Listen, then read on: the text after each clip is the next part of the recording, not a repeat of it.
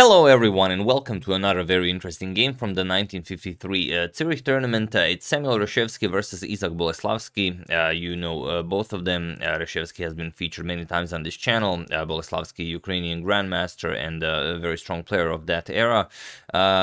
It's a fun game, but it has a very unfortunate ending to the game. So you guys will see what I mean by this. And also I've decided to make a nice pause the video moment from this. So let's check it out, and then we're gonna discuss a little bit, but not a lot, as I am planning to cover this tournament in its entirety at some point.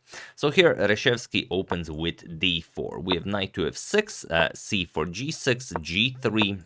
And now bishop to g7. The king's Indian defense is on the board. We have bishop to g2, castles, and now knight to c3. We have d6 and now knight to f3. So very standard stuff and nothing out of the ordinary here. c5 attacking the center and d5. White now grabs more space in the center and now knight to a6. You want to bring this knight to c7 and then you will have additional support for b5, probably knight c7, a6, b5. Here we have castles by white and knight to c7, and now nowadays e4 or maybe a4 are more popular options. In those days knight to d2 was the go-to move.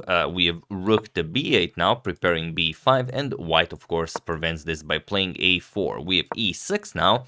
Black challenges white's strong central setup, and now d captures on e6. We have bishop captures on e6, and now knight d captures on e4, returning this knight into the game with some very nice pressure here. You're attacking the d6 pawn, so obviously black has to react to this. So knight captures on e4. We have knight captures, and now well, you could grab the c4 pawn and then white will grab the d6 pawn, and this is exactly what Boleslavsky goes for. We have bishop captures on c4, but now not capturing the pawn right away. First bishop to g5. We have to continue developing, and interestingly you can play f6 here, and there are two games in the database where this was played, but it's not all that impressive. We're just gonna play bishop f4, attack this pawn now 3 times, and there's no way to defend it. If you play d5, we're gonna capture on c5, and now, well, you had to give back the pawn either way, but you also weakened the king's position a little bit. So instead, after bishop to g5, we have queen to d7 by Boleslavsky, and it is now, as of move 14, that we have a completely new game, or rather this position has never repeated again. So queen captures on d6, we have a queen trade here, captures, and now bishop captures on e2, attacking the rook on f1, rook f to e1, and now bishop back to d3, and now we have bishop to e7. Of course, this had to be played. The knight controls c8 and d8, and now the bishop controls d8 and f8, and white will be able to win the rook on f8. So here we have bishop captures on b2 first. Black will win some pawns for the price of that exchange. We have rook to a2, bishop back to g7, and now not going for the rook right away. First bishop to f1, because well, black still has the bishop pair, controls these very important squares. Once the pawn starts marching forward, it's going to be very hard to stop it. So here first bishop to f1. Boleslavsky trades. We have captures, and now knight to d5, attacks the bishop and says, all right, capture that rook on f8.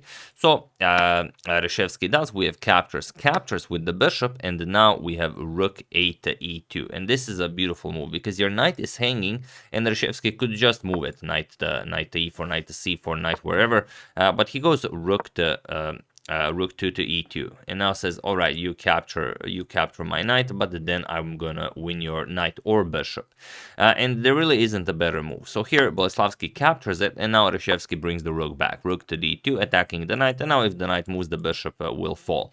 Now it's a little bit strange that well, white decided to do it like this instead of just playing knight to c4 or e4, because here black could even grab another pawn with something like captures and knight to f6, and now it's 6 pawns against 3.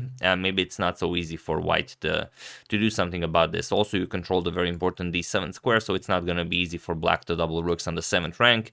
Definitely something to be considered. But okay, here bishop to f8 was played. I guess he wanted to keep the bishop and give up a knight, although the knight would have been a bit of a better defender here. So rook captures on d5, and now c4, starting to advance the passed pawn. We have rook to e4, going after the pawn. And now not defending it with rook to c8 because we can just attack it again. And if you advance the pawn, just rook c4, and you will win that pawn. So you can't really defend it. So you better create another pass pawn. We have a6, now preparing b5, rook captures on c4, b5, captures, and now rook to c7. So now black has the passed b pawn, but it's going to be very easy for white to double rooks on the 7th rank and do some damage here. Whereas if black had the knight, then maybe it wouldn't be so easy. So here b4 and rook d to d7. Now rook to b7 is also being threatened. This will disconnect the rook's defense of the b4 pawn, and you will win the pawn. So here Boleslavsky has to try something. He plays rook to a8 with king g2, now getting the king off of the back rank, rook to a2, and now rook captures on f7. We have b3. Black really doesn't have all that much. He has to continue pushing that pass pawn, and rook to b7 now. And it really seems like black has nothing to do here. We have bishop to c5. At least the rook is now on f7, so you don't have to worry about a checkmate, and we are kind of threatening that f2 pawn if the rook moves from the f7 square. But now comes rook to f3. Even though this is interesting, you could just play, for example, rook to g7, and now let's say here captures here. You could go back and try and play it somehow like this. But Reshevsky decides to play rook to f3. He attacks the pawn here, and now what do you play? Well, of course, pawn to b2. Luckily, the white king is not on the back rank, so you don't have something like rook a1 check followed by b1 promotion. Now comes rook to d3, and now bishop back to f8, so you don't have to worry about getting checkmated or anything. And now black has to play rook to d8, or there are many moves. White can play here. There are many moves white can play, and he should play something like rook to d8, but he played rook d to d7 again. And while white's position still looks quite formidable, it's actually now a dead draw. So feel free to pause the video here and try to find this, tricky move that Boleslavsky can play and not lose the game while I give you a couple of seconds. So for those of you who were able to do it, congratulations on spotting the trick. And for those of you who just want to enjoy the show, it is of course rook to a7. That's the move that saves the game, even though it was not played in the game. Boleslavsky missed this idea, and in the end, he just lost the game. But this would have been an incredible move because, of course, if rook captures on a7, we just bring a queen into the game, and now we have a queen and the bishop against two rooks. It's very unlikely that we are going to lose this. We might even win it, but if both sides play correctly, it's just a draw. The problem is, after rook to e7, white could play something like rook to f7, and it seems like, okay, now black can't really continue, can't capture because just rook captures back and the b pawn is guarded, but you can just play bishop to h6. Or some other move, and you don't really care. White can never capture here. You're still just gonna promote the pawn, and there's nothing to be done here. If you play something like rook to e7, trying to get some sort of an attack here, we just repeat bishop to f8, and we don't really care. Whatever you play, we can always just repeat, and there's no way out of this position. So it's a really, really tricky position that both players are just stuck moving their rook and bishop in this case.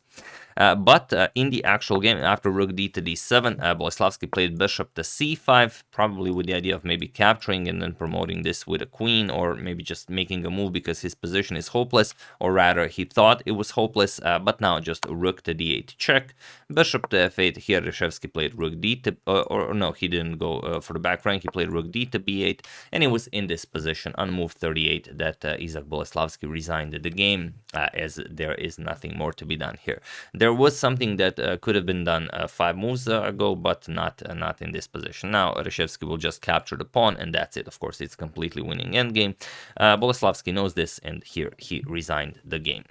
So yeah, just another reminder and an example that even in your own games, when you have a bad position, always expect your opponent to make a move that will give you that one opportunity to save the game. I mean, Reshevsky here is playing against Boleslavsky in a candidates tournament that will decide maybe the outcome of the future world championship. So there's a very, very good chance it might happen in your own games as well. So this was meant a lot for Reshevsky, as he was able to get third place, or rather shared second place with David Bronstein, the author of the amazing Zurich International Tournament book of 1953. And of course, as you guys already know, the tournament was won by Vasily Smyslov, who went on to challenge world champion Mikhail Botvinnik. So yeah, that's the game. Hope you guys enjoyed it. Always look for great opportunities such as this one. We can check it out again. Rook to a7. Amazing stuff. Hope a lot of you found this one. I would like to thank Duras Press, Global Tennis Network, Jonathan Maista, David Herz, and Robert Stedelman for your contribution to my channel. Thank you a lot. I really appreciate it. As usual, you can check 2 of my previous videos here. Thank you for watching, and I will see you soon, continuing to check up on your wonderful suggestions and whatever else happens in the chess world. Thank you all. I will see you soon, and have an excellent rest of your day.